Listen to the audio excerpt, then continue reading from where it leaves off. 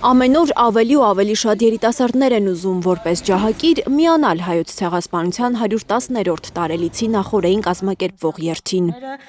Քրիստինե Վարդանյանը սա պայմանավորում է ցեղասպանության թեման հայկական օրակարգից հանելու իշխանության դիրքորոշման հետ։ Մարդիկ ուզում են ցույց տալ, որ եթե նույնիսկ Արարատի պատկերները ստիպեն հանել իրենց տներից, իրենք չեն ուրանա 15 թվականին նահատակվածների հիշատակը, իրենց հիշողությունը ջահերի նման վառ է։ Գիտեք, Նիկոլ Փաշինյանը գնացել եւ համաձայնվել է Թուրքիայի պահանջներին։ Իսկ մեր դիրքորոշումը որն է այդտեղ եւ ինչպես պիտի արտահայտենք այդ դիրքորոշումը։ Ի վերջո լավ, բոլորս հասկանում ենք, որ այո, մենք հիմա ամենաուժեղ վիճակում չենք, բայց արդյոք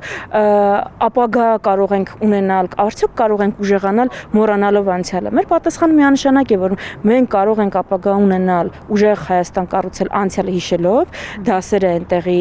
բանանելով, սովորելով եւ դա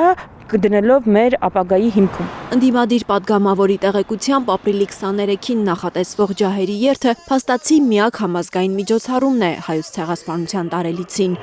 Պետական որևէ միջոցառում այդ օրերին նախատեսված չէ։ Այլ որևէ առավել եւս պետական միջոցառում, որը նախաձեռնվել է, որպեսզի հիշատակվի այս տարելիցը, որպեսզի խոսվի այս ցեղասպանության մասին, որպեսզի նաեւ միջազգային լրատվականներ օրինակ ներգրավված լինեն, պարբերականներ անդրադառնան, ընդհանրապես հիշվի 110 տարի առաջ տեղի ունեցածը մեզ հետ,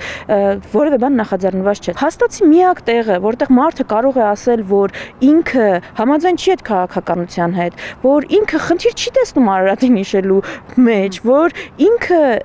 իր ինքնության վրա հայոց ցեղասպանությունը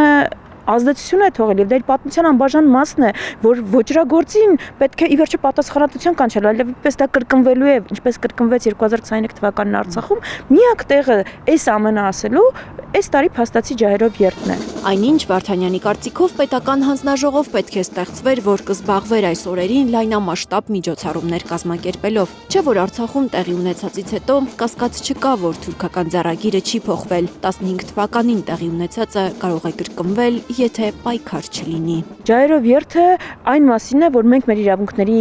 համար պիտի պայքարենք, բացի մեր նահատակներին սգալուց, մենք պիտի պայքարենք, որտեղ միայն պայքարով կարող ենք խուսափել նոր ցեղասպանությունից։ Ընդդիմադիր պատգամավորը վստահ է, թե Թուրքիան, թե Ադրբեջանը Փաշինյանի հետ բանակցային սեղանի շուրջ միշտ քննարկում են հայոց ցեղասպանության թեման ու իրենց պահանջները ներկայացնում։ Իզուր չէ, որ ամեն տարի ջահերով երթից հետո այդ երկու երկրից հիստերիկ արձագանքներ են հնչում։ Լիլիթ Գասպարյան, Կարինե Մանգասարյան, Առաքել Օհանյան, Հայլուր։